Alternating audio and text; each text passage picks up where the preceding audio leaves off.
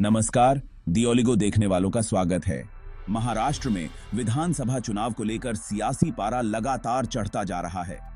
प्रदेश की दो प्रमुख चुनावी ताकतें महाविकास आघाड़ी और महायुति इस समय सीट बंटवारे को लेकर आमने सामने हैं। जहां एक तरफ चुनाव की तारीखें नजदीक आ रही हैं, वहीं दूसरी ओर इन दोनों गठबंधनों के बीच 28 सीटों को लेकर हलचल मचा हुआ है। ये सीटें वो हैं जिन पर दोनों समूहों की प्रमुख पार्टियां अपना दावा ठोक रही हैं, जिसके चलते बातचीत में टकराहट पैदा हो रहा है।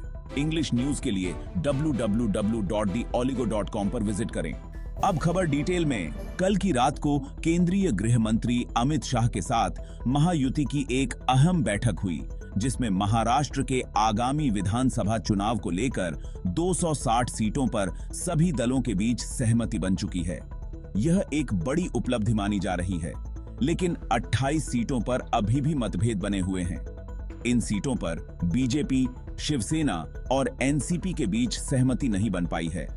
हर पार्टी इन सीटों को अपने लिए बेहद महत्वपूर्ण मान रही है, जिसके चलते अब तक कोई ठोस फैसला नहीं हो पाया है। सूत्रों का कहना है कि महायुति के नेताओं के बीच इस बात को लेकर गहरी चर्चा चल रहा है कि इन 28 सीटों का समाधान कैसे निकाला जाए, क्योंकि इन सीटों का चुनाव परिणामों पर महत्वपूर्ण प्रभाव पड़ सकता है।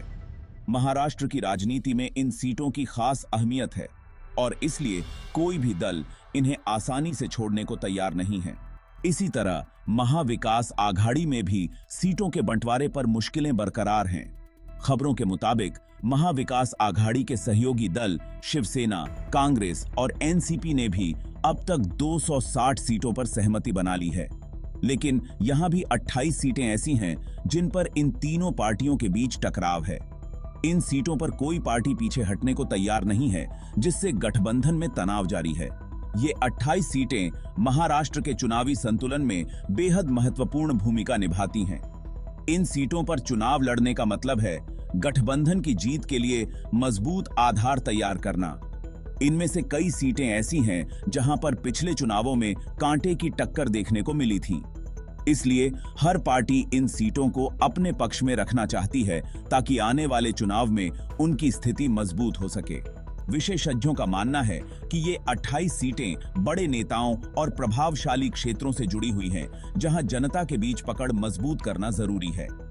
यही वजह है कि महाविकास आघाड़ी और महायुति दोनों ही गठबंधनों की पार्टियां इन सीटों को छोड़ने को तैयार नहीं हैं।